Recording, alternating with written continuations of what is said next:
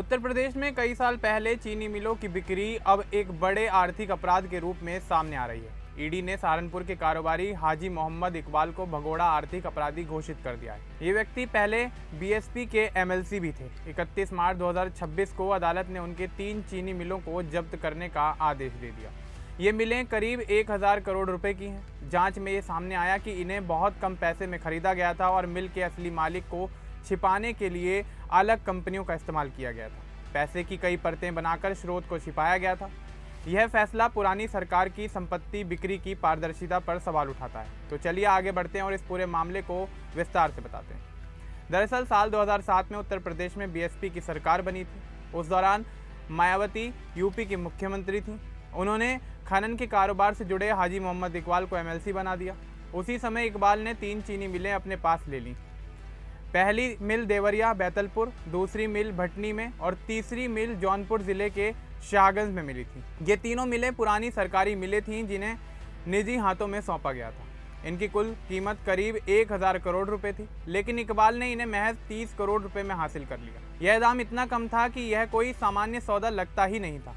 इन मिलों को खरीदने के लिए 3 अलग अलग कंपनियां बनाई गई थी, या फिर यूं कहें कि इन 3 कंपनियों का इस्तेमाल किया गया था। पहली कंपनी का नाम डायनामिक शुगर प्राइवेट लिमिटेड था, दूसरी company Honeywell sugar private limited थी और तीसरी कंपनी थी मेलो इंफ्राटेक प्राइवेट लिमिटेड। हर मिल को एक कंपनी के नाम पर खरीदा गया था ताकि सब कुछ अलग अलग दिखे। जब मामले की जांच आगे बढ़ी तो यह बात खुलकर सामने आई कि ये तीनों कंपनियां वास्तव में एक ही बड़े समूह के नियंत्रण में आ गई थी। अलग कंपनियां बनाने का एकमात्र मकसद असली मालिकाना हक को छिपाना था।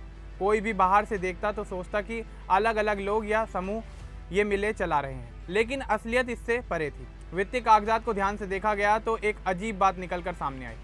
इन कंपनियों में कुल मिलाकर सिर्फ 30 करोड़ रुपए का निवेश किया गया था, जबकि जिन मिलों को खरीदा गया था उनकी असली कीमत 995 करोड़ 75 लाख रुपए थी।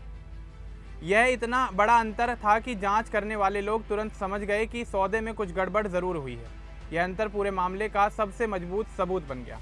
पैसे को इन कंपनियों तक पहुंचाने के लिए VK health solutions private limited नाम की एक और कंपनी का रास्ता अपनाया गया। इस कंपनी से पैसे भेजे गए और फिर मिलों की खरीद पूरी की गई। इस तरीके से पैसे की कई परतें बनाई गई ताकि मूल स्रोत का पता न चले और सब कुछ सामान्य लगे। ईडी की लखनऊ इकाई ने इस पूरे लेन देन की गहराई से जांच शुरू की। हर दस्तावेज को खंगाला गया, हर कंपनी के मालिकाना हक को ट्रैक किया गया। जांच में ये साफ हो गया कि सब कुछ पहले से तय योजना के मुताबिक किया गया था। कंपनियां अलग दिखाने के बावजूद उनका एक ही समूह से जुड़ना कोई संयोग नहीं था। हाजी मोहम्मद इकबाल जांच के दौरान देश छोड़कर चले गए। उन्हें कई बार अदालत में पेश होने के लिए नोटिस भेजे गए, लेकिन वे कभी सामने नहीं आए। इस वजह से कोर्ट ने उन्हें भगोड़ा मान लिया। 31 मार्च 2026 को विशेष अदालत ने अपना फैसला सुनाया। इकबाल को भगोड़ा आर्थिक अपराधी घोषित कर दिया गया। साथ ही तीनों मिलों को जब्त करने का आदेश भी जारी किया गया। अदालत ने साफ कहा कि कंपनियों का अलग कानूनी रूप इस मामले में कोई बचाव नहीं बन सकता।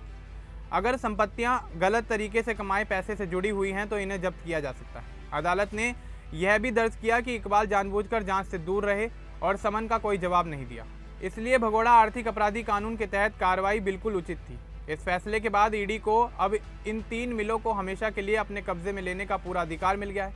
मिलों को स्थायी रूप से जब्त किया जा सकता है और आगे की कार्रवाई की जा सकती है। यह मामला अब सिर्फ हाजी मोहम्मद इकबाल तक सीमित नहीं रह गया। यह पूरे घटनाक्रम से जुड़ा हुआ है, जिसमें पुरानी सरकार के समय सरकारी संपत्तियों को किस तरह निजी हाथों में दिया गया था। जांच एजेंसियों ने पाया कि मिलों की खरीद में इस्तेमाल की गई कंपनियां वास्तव में एक ही नेटवर्क से चल रही थी। इससे साबित होता है कि असली मालिक को छिपाने के लिए पूरी संरचना तैयार की गई थी।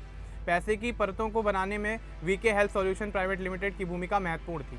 इस कंपनी के जरिए पैसे भेजकर मिलों की खरीद पूरी की गई ताकि ट्रैकिंग मुश्किल हो जाए। अदालत ने फैसले में जोर दिया कि संपत्ति अगर गलत स्रोत से आई हो तो कंपनियों का अलग अस्तित्व कोई बचाव नहीं दे सकता। यह नियम साफ है और लागू होना चाहिए। 31 मार्च 2026 का यह आदेश अब ईडी को मिलों पर स्थायी कब्जा लेने की राह खोलता है। अब ये मिलें सरकारी नियंत्रण में आ जाएंगी। इस घटना से उत्तर प्रदेश की पुरानी सरकार द्वारा की गई मिलों की बिक्री पर नए सिरे से सवाल खड़े हो रहे हैं। लोग पूछ रहे हैं कि इतनी बड़ी संपत्ति इतने कम दाम में कैसे दी गई। जांच में वित्तीय दस्तावेजों का विश्लेषण सबसे अहम साबित हुआ। निवेश और खरीद कीमत का फर्क ही पूरा खेल खोल कर रख के चला गया। हाजी मोहम्मद इकबाल के देश छोड़ने और समन न मानने से कोर्ट को भगोड़ा घोषित करने का आधार दिया। बिना इस आधार के कार्रवाई नहीं हो पाती। अब तीनों मिलों की कीमत 1000 करोड़ के आसपास आंकी गई है। जब्ती के बाद इनका भविष्य तय होगा। यह पूरा मामला दिखाता है कि आर्थिक अपराध कितनी चतुराई से किए जा सकते हैं, लेकिन जांच एजेंसियां आखिरकार सब कुछ उजागर कर ही देती। पुरानी बिक्री प्रक्रिया की पारदर्शिता पर उठे सवाल अब और मजबूत हो गए हैं। लोग जानना चाहते हैं कि ऐसे सौदे भविष्य में कैसे रोके जाएंगे। ईडी की टीम ने हर लेन देन को परत दर परत खोल कर रख दिया है। हर कंपनी का कंट्रोल एक ही जगह पर पहुंचने का सबूत मिला। 31 मार्च 2026 का फैसला न सिर्फ इकबाल के लिए बल्कि ऐसे अन्य मामलों के लिए भी उदाहरण बन गया है। मिलों को जब्त करने का मतलब कि अब ये संपत्तियां सरकारी खाते में चली जाएंगी और आगे इस्तेमाल तय होगा। इस घटना ने पूरे उत्तर प्रदेश में नई चर्चा छेड़ दी है। लोग पुरानी सरकार के फैसलों पर फिर से सोच रहे हैं। जांच के दौरान जो संरचना सामने आई वह सोची समझी थी। कंपनियां अलग दिखती थी लेकिन असल कंट्रोल एक ही था। पैसे का स्रोत छिपाने की कोशिश नाकाम साबित हुई। VK health solution private limited का रोल अब साफ है। अदालत ने फैसले में हर पहलू को ध्यान में रखा। कंपनियों को बचाव का आधार नहीं माना गया। भगोड़ा घोषित होने के बावजूद इकबाल पर कानूनी कार्रवाई और तेज हो गई।